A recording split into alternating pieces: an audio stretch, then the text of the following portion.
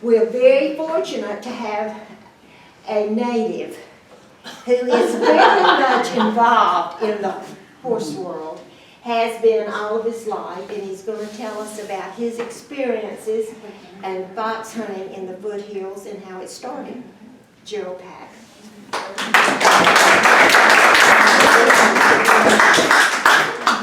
Well, first of all, thank all of you for coming, and I hope I don't bore you to death, but just as I walked in, I had to look over there in the chair, and thank God, modern dentistry has come a long way.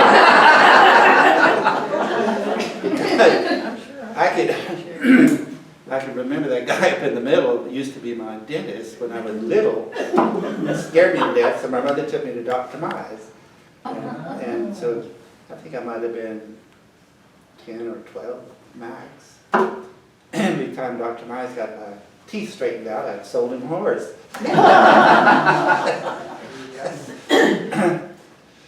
And I am from here. My wife and I live out on Fox Mountain Road, on the side of south side of Fox Mountain, because that's the way it sits. And I look over all of Polk County, Greenville County, Spartanburg County, Cleveland County, Rutherford County. I see them all. So nothing gets by me. Nothing gets by me. He's on top of it. So I think that looking back at my life, I have been very privileged to have grown up here in this area during the time I grew up here and with the people that I grew up with. I think the oldest one that I grew up with, I shouldn't say that in this way, but is Carol Cowan. She and I used to show horses, and of course my cows are older than I am.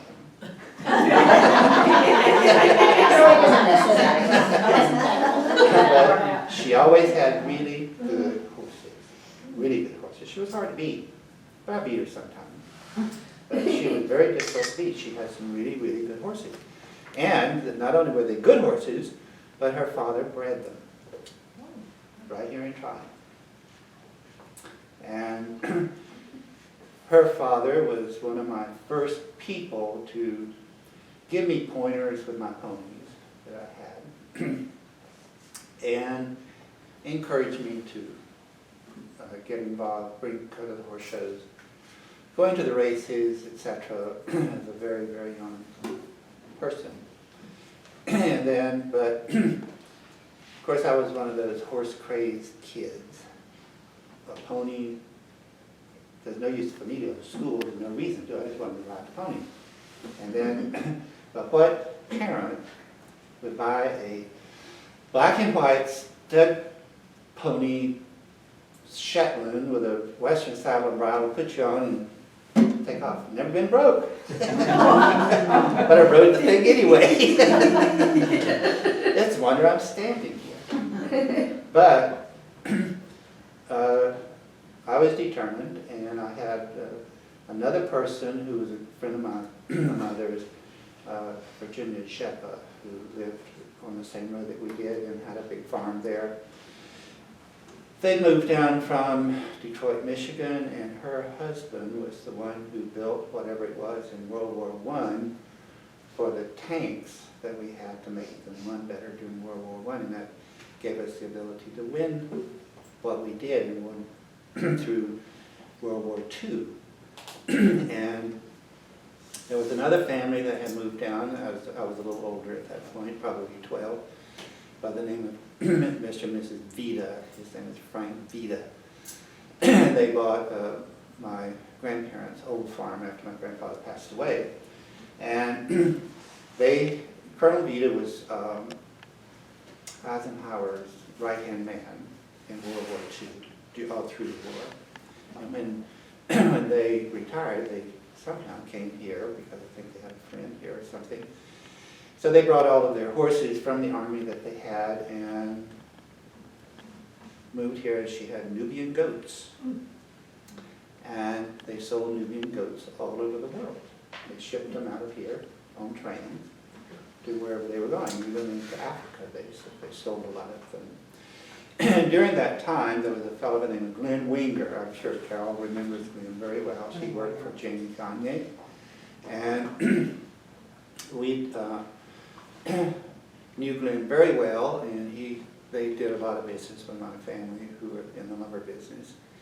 And Glenn would come along occasionally and give me pointers. But then another very important person was Ann Gaji.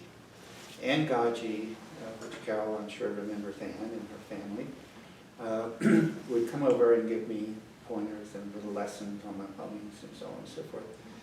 And her father, I think he was either a colonel or a first one-star general or something, I can't remember, but they retired here in Landrum.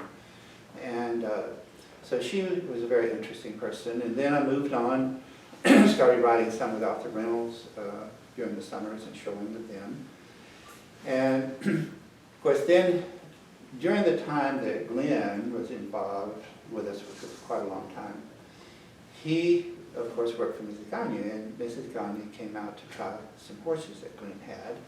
And she kind of took me under her wing and got me fox hunting, and then it went on from there. Then Jackie Coon came into my life, and I began to go from the ponies to the horses, and I was very lucky. I had some really, really good horses.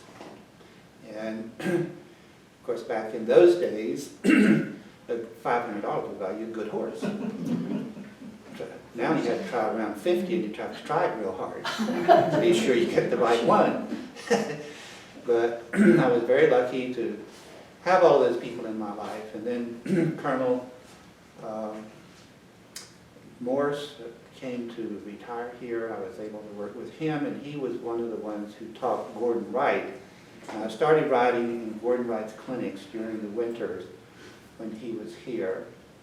And then moved on, and then Colonel Sievers came to town as well. And Sievers and Colonel Morris were the two people who taught Littauer, Chamberlain, and Gordon Wright at Fort Riley.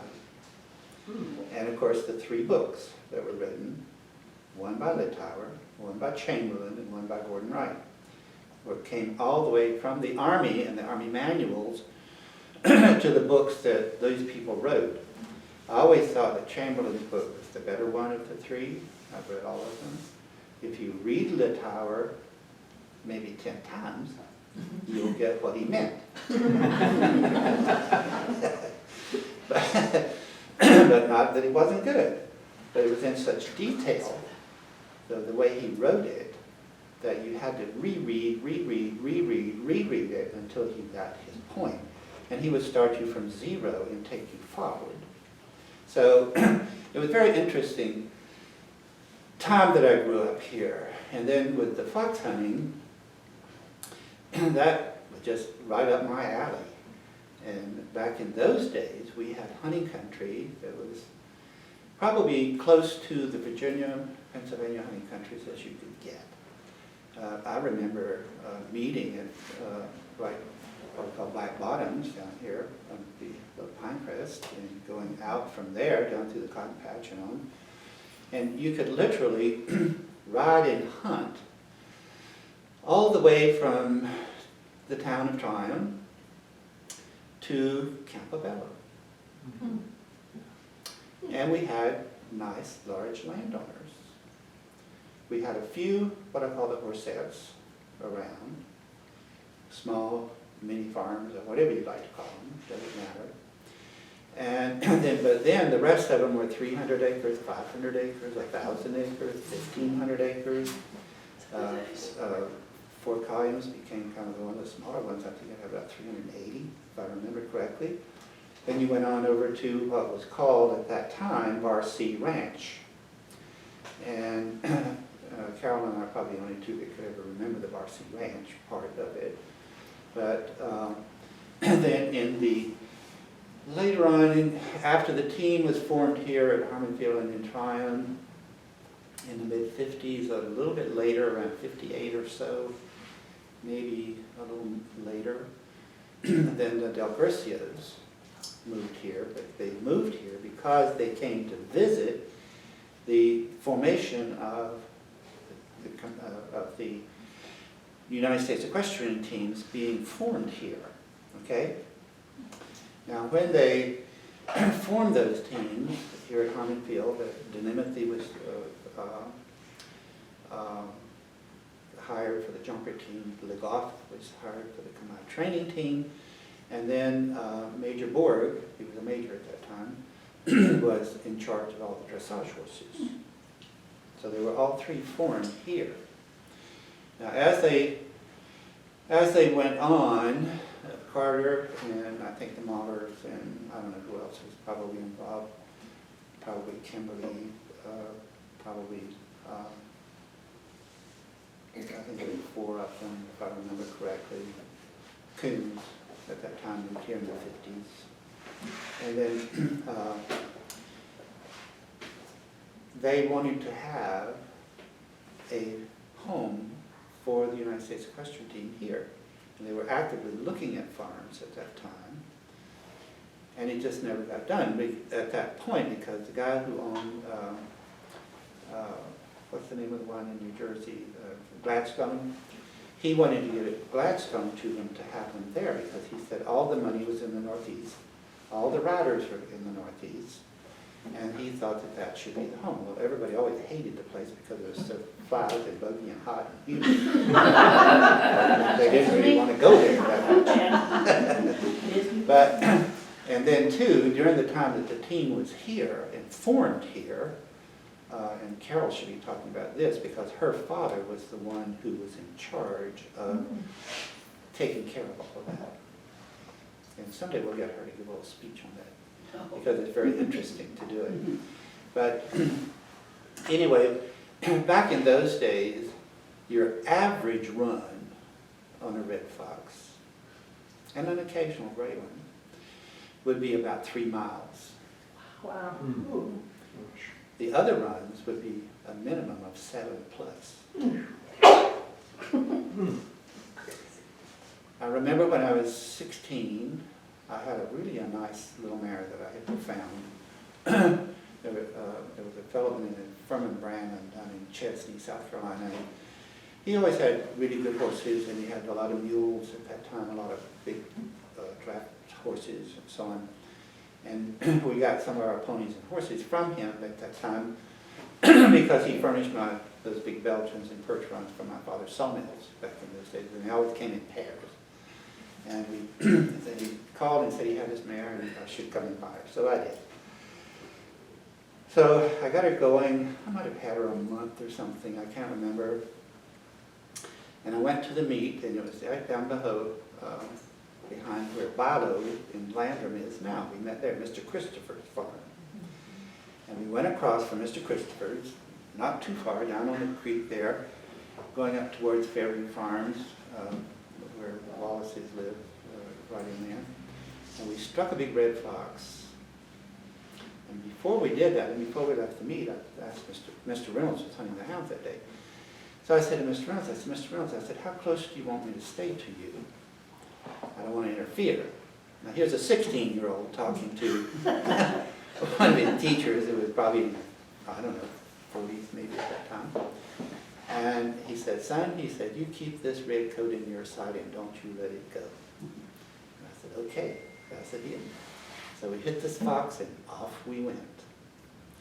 And we were standing up on what we called Jolie Hill there, which you can see way down towards Campbell in South Carolina. And the hounds were just, I mean, screaming. Well, all of a sudden the fox broke on the other side of the hill and you could see him breaking. And Mr. Reynolds was gone away and off we went. And we went down and there was a lane that they used, kind of a road, and they had a jump on this side and a jump on that side.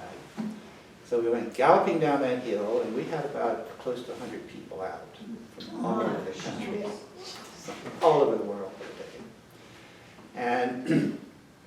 And Mrs. Gagne and Mr. Mahler had given me the field to take and gave me my colors that same day. And so Jane told me, she said, I'm not really feeling well, do you mind taking the field? She said, you have a lot of people out, but just keep up with Mr. Reynolds. I said, no problem.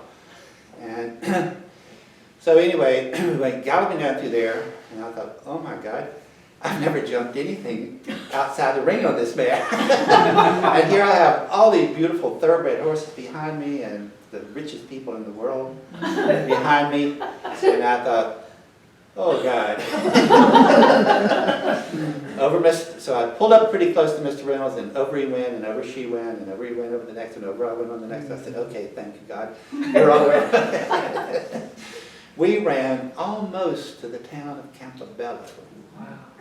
That morning, straight out, flat out. I mean, you could not take a deep breath.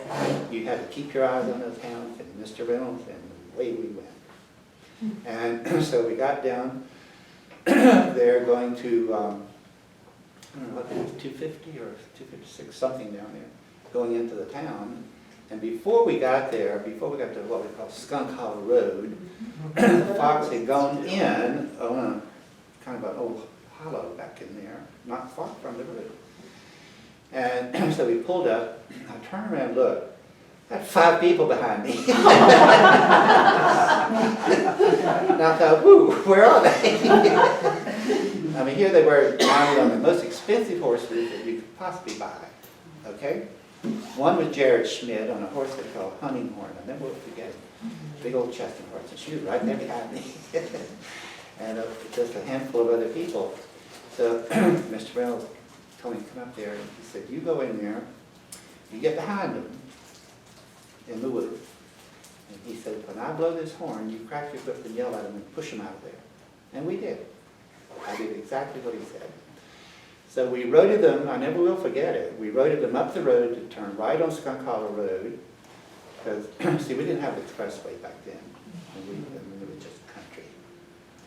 And Groucho Marx owned, I think, about 400 acres or so. Down there, we went through his. And you could get back over there, but you had to go up to Route 11 in order to get back across.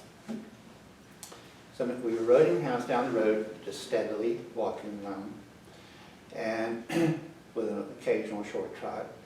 So we went through this peach orchard to the right, and there was an old tenant house down there with a family living in it, and Mr. Reynolds asked me to go and ask the guy if there was a logging road that we could get back across towards Route 11. And he said, yes, there was. So he told us how to get there. So we rode him back, and just about where we got to, where Grace Christian School and church is now, dang, we didn't get another red fox, and off we went again. So we finally, at that point, had to whip them off and stop them. So they were heading straight to Slater's farm at that point, and Slater's would never let you hunt on their land. And it was not until the late 70s or 80s or early 80s that I convinced Bud to let us come through a part of it, just to get to a road. And then after that, in the 90s, I think it was, or late 80s and 90s, he came down with leukemia. So then they began to open up a little more and a little more. And then they finally sold all of their registered Angus and there, and then, of course, now that's about all the Tryons have left. So we went from one hunting field of being the best in the country to a very small portion of hunting country. And then during, when was it, 74 and 5, it was closing in. The expressway had come on through to Columbus and was going up there, well, ready to go up the mountain. So Betsy and I decided that if we were going to stay here at that time, because in the late 60s and early 70s, the horse world was basically no more. It was dead. There were no horses here. And I remember when I was riding for the blockhouse in 63, Mr. Reynolds, I told him one day, I said, I don't want to just teach all the time, because he used to make me teach a lot. And I said, I want to ride. He said, you ride as well or better than all of them put together. However, he said, what you grew up here in Tryon is not going to be here much longer. He said, it's on its way out. And it wasn't long until after that Mrs. Carmichael's mother died, and he had to go resign from Congress College and go and run the company, which was in Indiana, or Michigan, Indiana area. So what he did, it's called Niles, Michigan, is where they moved to. And we went up there and talked about mosquitoes. Whew. They were like airplanes. So, but anyway, with that hunting experience gave me the ability to, and we were offered in '74, which we took over in '75, we were offered the Greenville County hounds. And Gordon wanted to stay on as joint master, but we had to pay the bill, which we did. And we kept it until, I can't remember now, it's been about 10 or 12 years ago. And then I merged it with Green Creek and stayed with them as joint master for 3 years to be sure that there were no problems with the transfer over. And I decided to do that for a couple of reasons. They needed a place to go, and secondly, all of my horses had gotten old and either broke down or I couldn't use them, and I was trying to find others, and I couldn't find anything that I liked to ride, because I like to ride good horses. I don't ride junk. Never have, never will. After that first pony, I had at 5 years old, that was the end of that. I stopped that right away. So the rest of my horses for the rest of my life were not only attractive, but good quality, good horses.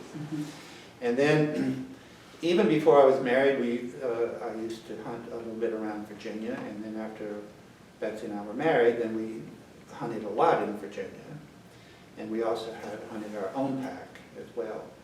And I have to say, after remembering Tryon as I did and growing up as I did, and when the country got so small and the horseheads began to move in, or the mini farms, whatever you want to call them, it was, to me, it was over. So the Greenville County country was more wild at that time. When we took the Greenville County hounds over, of course, luckily Mrs. Randolph gave me some hounds which I bred into what we had, and that's what made our pack do what it did. And then, with that, we were able to have some unbelievable hunting. Unbelievable hunting. Going back to the 5 to 7, 10-mile, 15-mile runs that we used to have.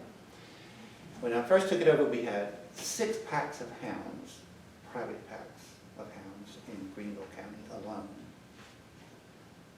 What year was that? That was 75, 74 and 75. I didn't actually take it in 75, but I ran it in 74. And with those 6 packs of hounds, I hunted 2 days a week in the daytime, and they hunted 6 nights a week.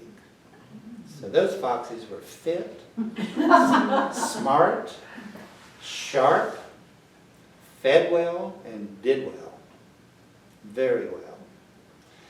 And we kept our fields a little small because I could get people through the country because it wasn't a big open country. I had more open country down below 14, but I didn't want to open it because it was too far to get the hounds across them. You didn't get them, they're coming back 14 to get home and get run over and killed. But even though the people were very nice to me, they would let my kennelman run our hounds on Wednesday nights, which was nice of them. And sometimes we would get those big red foxes in the summertime, and they would run again down near to Campobello and turn around and come back. And they were after them in cars, trucks, mules. It was just a farmer group of people, you know? And, but anyway, with all the good runs that we would have, when there was a little problem in the community-wise, my kennelman would be at the kennel waiting on me and smoking a cigarette. And when I get there, he said, "Now, which way are you going today?" And I would tell him which way I planned to go. He said, well, now, when you get up here to so-and-so, he said, you go on through. He said, you tell your wife to take those people, them people, over here and meet you over here. But they can't come through, but you can go through. I said, okay, that's fine. So we had a system worked out. If I didn't blow the horn and I didn't make any noise, she knew at a certain point to take the people over here and wait for me to come out. Then I would blow the horn and we'd go on. So one day, I was still a little bit on the dumb side back then. So one day I was in a National Guard meeting and one of the guys walked up to me and he said, I saw you yesterday. I said, you did? I said, where? He said, well, I heard you coming. When I was cleaning the boiler, I just stepped inside and closed the door.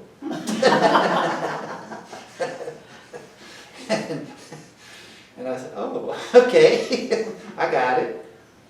And then another time I was saw this guy who lived down the road. And he was an old, his name was Earl Rainwater, old Indian, maybe a little Irish or Scotch thrown in there somewhere. And Earl said, well, he said, you damn near stepped on me the other day. I said, I did? He said, yeah. He said, you know that big old oak tree with the hole in it? I said, yeah, I do. He said, I was in there.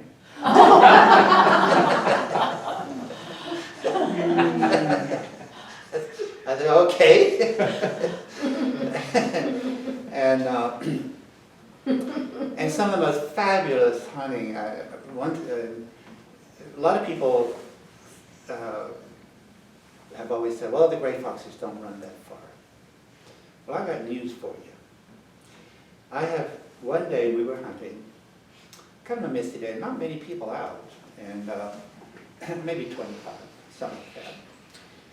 And the hounds were working this fox in the section that we have a lot of briars and cut timber, etc. And then all of a sudden he broke on the other side and the hounds just left. And we were right there with them. And the pace got really rapid, very rapid. We were galloping down paved roads and across paved roads and get to trails and get over to them. And we ran those fox up into the Greenville watershed area, which we're not supposed to be in. But we went anyway. Got up in there, and the hounds were baying on this huge big rock, huge, great big rock. And so Harry Brown was whipping in for me at that time, Dr. Brown, he was a veterinarian here, a close friend of my family's.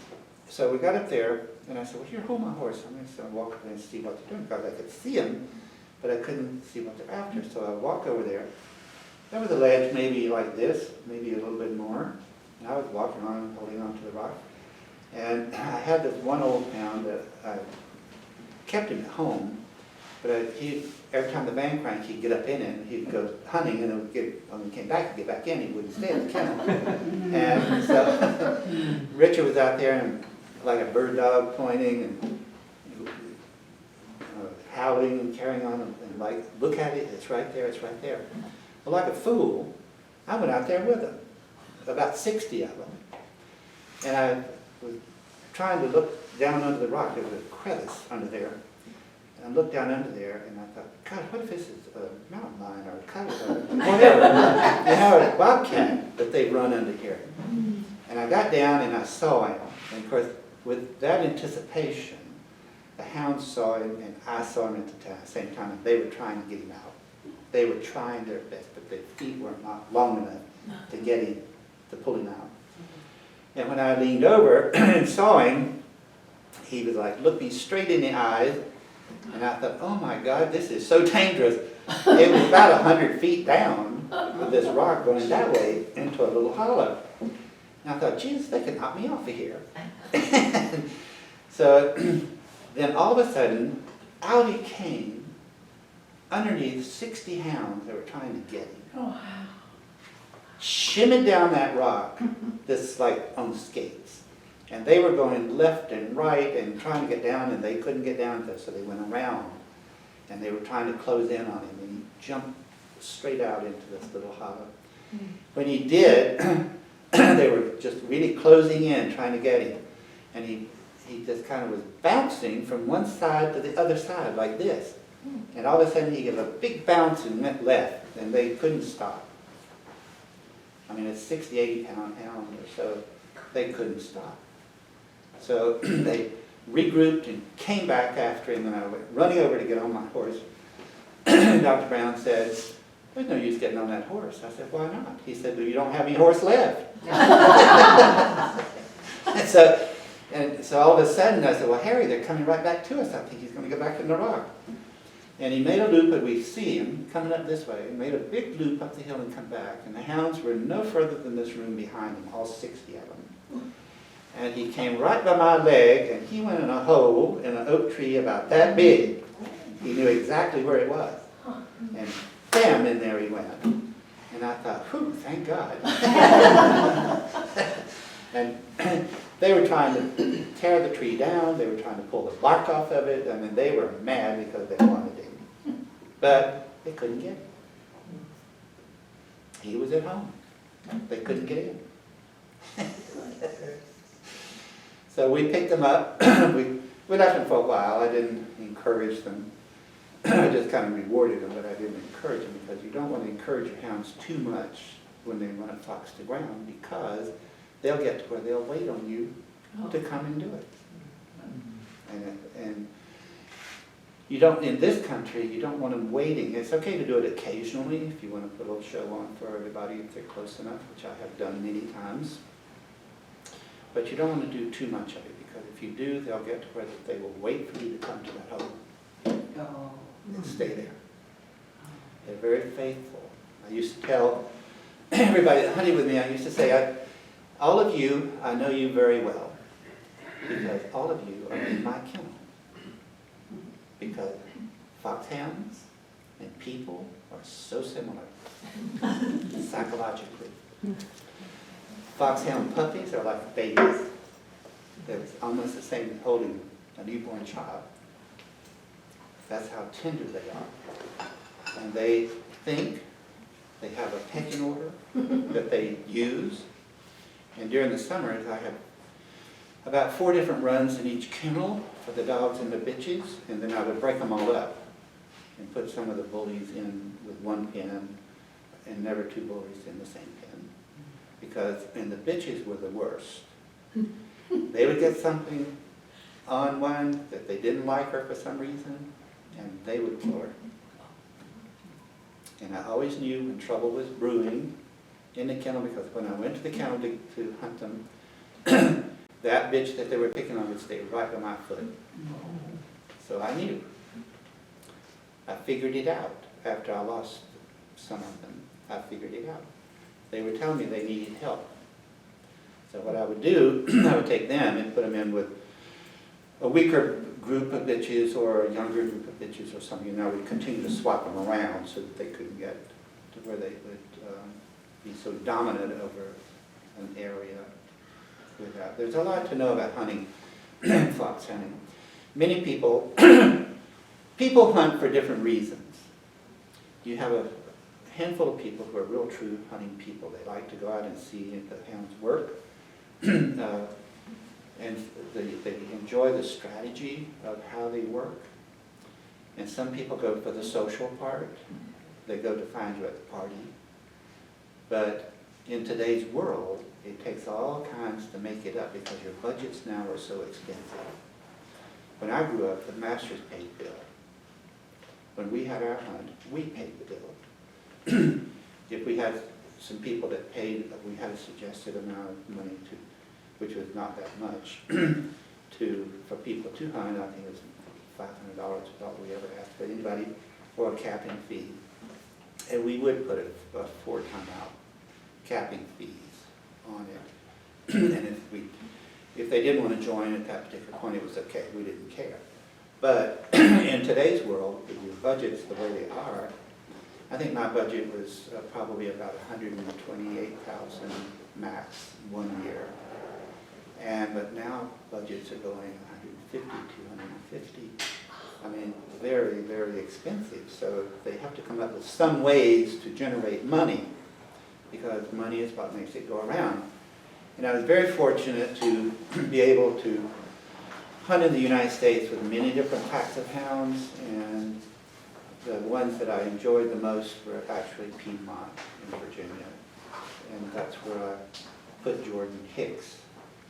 I put him up there as huntsman 2 or 3 years ago because Jordan, I think, had what it took to do it, and he does. Everybody loves him. He's great at it, and I have to say that he was one of the 4 that I trained over the years to go and hunt a pack of hounds and take care of them and so on. And then I've hunted in Maryland, which has always been good. Of course, Mrs. Hammond's was a show. When you went out to hunt with her, they basically jumped the foxes, and then the help would come and tell her where they were, and she'd put them on and go. And they would have fabulous runs. And I've hunted in Ireland and England, and I've been involved with the North York hunt in Toronto, Canada, some. And I've had some really wonderful hunting. And in Ireland, well, Ireland can get a little different. Anybody that has a donkey, a mule, or a horse of any kind can come hunting. What they do is they meet in villages, different villages throughout the year. They have pubs. Pubs that serve delicious sandwiches, if you get there early. But they never run out of beer. And Guinness, they drink it by the gallons, not the glass. But, and it's kind of it's very refreshing. And, you know, so the master falls in a ditch. That's too bad. She'll get out somewhere. Somebody will get her. But the horses and the people go on with the hounds. That's what it's all about, is the hounds. They have a little pomp and circumstances, but not a whole lot. And with this one hunt we hunted with, had a fabulous day with it. And it was what they call a double ditch country. There's different. You have single ditch countries, you have double ditch countries, then you have the bank countries, and then you have the hedge countries. So it's a different, whole different aspect. It's natural. It's not man-made. It's natural. And the ditches sometimes get a little deep and full of water, and sometimes it's a long way over there, and you don't gallop at them. You run up to the ditch, you stop, the horses get closer together, it's automatic. And then they start bumping each other, back and forth, bump, bump, bump, bump. And then the horse in the front finally goes, and then the next one, the next one, the next one, the next one. And then we were hunting with this, I can't think of the name of it, but they had an unbelievable pack of hounds. I mean, unreal. And a lot of them, I'd say 60 to 80% had rough coats, because that country has a lot of, well, they're trees and bushes, but they have thorns like that. And they just rip your coat right off, your breeches too, if you're not careful. And so anyway, we were hunting. They were going by this graveyard, we were trotting up, and so they were talking about this man that had died, and the whole country came to the funeral. So many people, when the ambulance came, the hearse came with the body, they couldn't get him into the grave. So they thought, well, how are they going to get him in there? Now this is Irish for you, they figured out. So they said, well, if he was living, he'd just jump over that wall and go on. So okay, so they put him up over the wall to get him over, to put him in the hole. And of course, at the first bank off the master went, down she went, they just kept on going. They never looked back. But that's the thing, is they go with the hound. And the horses are smart. They'll be walking along, you'll be walking along in a group, maybe 50 people, 75, 80 people. And you also jump a lot of barbed wire over there now too. It's really, it's totally changed. And a lot of electric wire. You've got to jump over it. And so, another meet that we went to with the black and tans, the Tipperary. No, the black and tans. And then we went to the Tipperary. So the black and tans were late getting to the meet, so everybody was told to leave the horses in the trailers until the hounds get here because they had a flat tire on the way. Okay, fine. So we were all kind of walking, wandering around, and as I was walking around in the village, I kept seeing these little hunt cats on the other side. And then these little kids were peeping around the rock pillars. I thought, that looks like, what do you call those little people in Ireland? Leprechauns. Leprechauns. I thought, damn, the leprechauns are here. Well, then all of a sudden they yelled, the hounds are here, everybody on. So then all of a sudden, there must have been 40 little kids on ponies galloping down the street in front of everybody like a herd to get to where the hounds were. And the masters were yelling, you kids get in the back, juniors have to get in the back, get in the back right now. So we went on, and that was a big ditch country that we had there. Very difficult, very difficult. I mean, people were, and you go find your own place to get through. So you have to be very careful with those kind of situations. But then we were hunting with another hunt. I can't remember the name of it either, but we were there. And my wife had been over and hunted this one horse, and she ordered him from me. And he was a big roan horse, belonged to a farmer there. So we went over, and the hounds began to run, and they were really running. I mean, really running. And you were coming out of mud practically knee-deep. And they jumped, they were going to this big stone wall. It had to be at least 4 feet high. It was big and wide. So we were galloping along, and everybody was kind of taking a couple of steps at trot and jumping over it. Well, this horse that I had, I finally got him to slow down to the trot because he had no mouth whatsoever. And then he just jumped up on the wall, banked it, and jumped off on the other side. So we were running, and so I had, I think, 4 of the boys with me. I had my son, Alan Slater, and Robert Harrison with me. And Robert was a little bit on the green side, so I was kind of keep an eye on him. Alan I didn't worry about, and my son I didn't worry about. So we got up there, and again, really running, and the huntsman just disappeared. But you could hear the hounds running, and everybody, the horses were just going. And then all of a sudden, the huntsman passed me with no boots on. And I thought, Jesus, we're in trouble. Well, we were in trouble. We went through this farmer's gate because we were in bog country, and he had fell in a bog. And one of the members gave him her horse, and they got his horse out with a tractor and caught it later. So we were going along, and all of a sudden, everybody was stopped, and I thought, yeah, but the hounds are going on. And so there was the master and 2 whippoorwills standing on a bank about as high as that wall.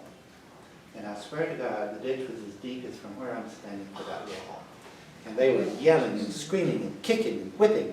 And all of a sudden, the horses just like left, and they were belly flopping on the other side. And I thought, I don't know where I am. And I've got these other people, boys behind me. But I gotta go. So I walk up to the bank, and this pony was there with this guy on him. He leapt off and fell, almost made it, but he fell in the water. My horse left off, jumped across, belly flopped on the other side, but instead of pushing up from his rear end, he pushed up from the front end, and the bank broke off. And he flipped upside down on me in the water, and I was laying on the bottom of the water, and I was looking up, and I thought, well, the water's going that way, but this horse was on top of me. So that's when your brain has to run like a train, and I think that's where experience, all the green horses I used to ride came through. So I waited until he flipped over, and then I pushed away from him.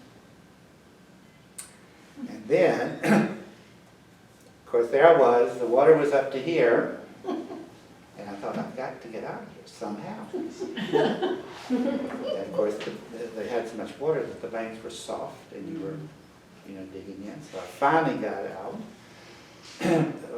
Like the horses, I got out on my stomach, and I rolled over. Well, my boots were full of water. The horse was still in there. And then one Irish lady said, we never do something like this. said, when I get back, somebody is going to hear it. So they finally got her across. So the little guy on the pony, he said, what you have to do when they do this, he said, get the hold of the reins, and he said, you just keep pulling, and he'll bounce off of you, and he'll come out of there on his knees. And he did. He got him. And then, instead of them waiting on me to get on, I was trying to get on this monster. Thank God he was halfway sane. And I barely got my leg over the stirrup and they were gone. Well, in Ireland, the difference between the Irish mud and our mud is when they gallop across, within minutes it starts to close back up. And you cannot track them. There's a difference. So anyway, the horse seemed to, did have a horse that we could see in front of us, and the 3 or 4 of us were galloping on trying to catch up.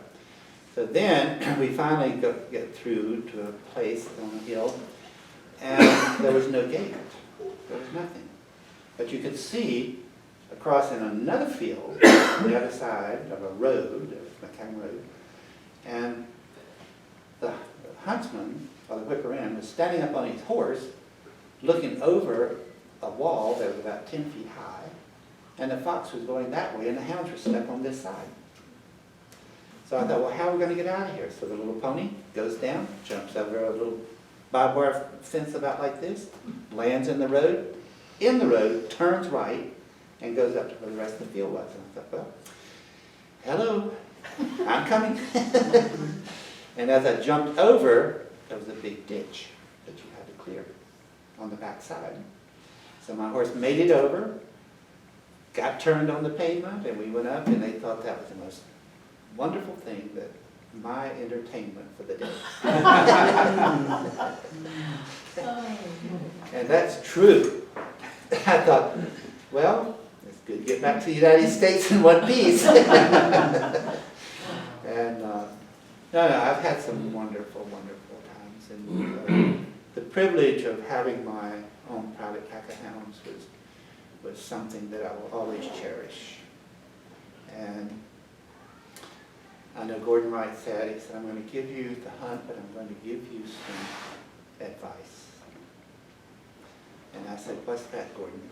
He said, when people come and hunt with you or ride with you, they feel that if they give you $5, $50, $500, or $5,000, that they have a right to tell you what to do. He said they have no right whatsoever to tell you what to do. They should be proud just to be able to come and go with you. But I think that each generation probably has the good parts of whatever they have, but it is basically almost no more. I think that Green Creek probably has the most country if they can open it and take care of it and buy it out little by little. But I'm afraid that the other hunts are hunting smaller areas all the time. But at the same time, when you get older and older and you've had all of the wonderful things, that if you still do it, you enjoy going out and you enjoy having that little part of that in your life. And there's nothing wrong with that. Everybody should enjoy each day as you have it. But I think that what you can share with other people, and especially the younger generation, to encourage people to participate in a sport of this nature, you should use it up in your time, because once you're gone, that's it. There is no more. And at our ages, it's like the AA, hour by iron, day by day. Use it up when you can. And I think that the English invented the pony clubs. The reason they invented pony clubs in England was to pick up kids like myself, who were farm local kids, to teach them how to do things in some fashion, and get them out hunting so that they would have a continuation over the years. Unfortunately, the humane societies, and not that I'm opposed to humane societies, they do some very good work, and I'm the first one to step up to if you don't do things that I think are correct, or starving your animals, or being abusive with your animals, overbreeding your animals, and so on and so forth. But I think the humane societies have gone way too far. And I think that the United States Humane Society is one of the worst abusers of anybody in the world. Each one of those lawyers get $1 million plus apiece every year. They have over probably $50 to $60 million in a trust fund for them only. So greed is a terrible thing, and it's like one of my instructors used to say, the road to hell is paved with good intentions, and then he gets off track. And I think the lady who's in front and head of PETA is just as guilty, if not more so, than the people that are in the U.S. Group. It's all for the money, and they are solid taking it. And every poor lady I know that they hit with these sad, sad stories, and not that they're not true, some of them. And I think that people that do abuse should be reported. I'm a firm believer in that.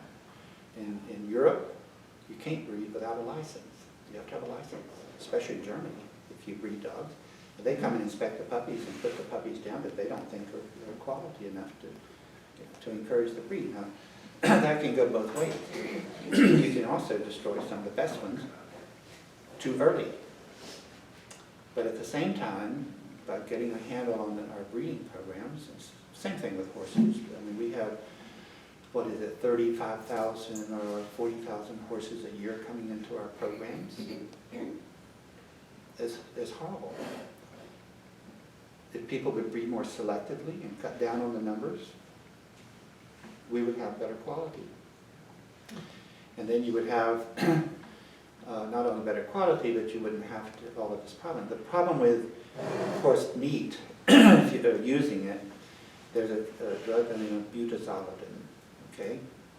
Now once you give butazolidine in any form, that's a cancer-causing drug.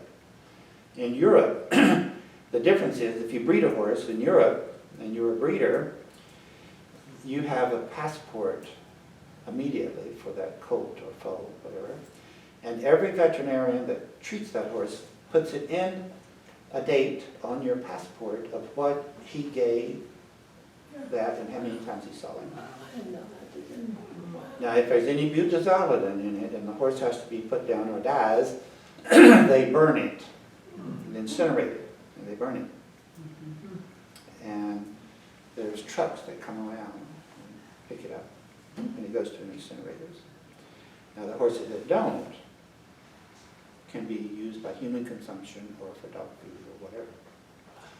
And so there's many different ways of looking at life. But, well, anyway, I think I've kept you long enough. But I enjoy doing it for you, and I think that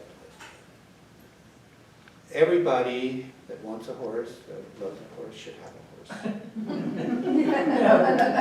horse.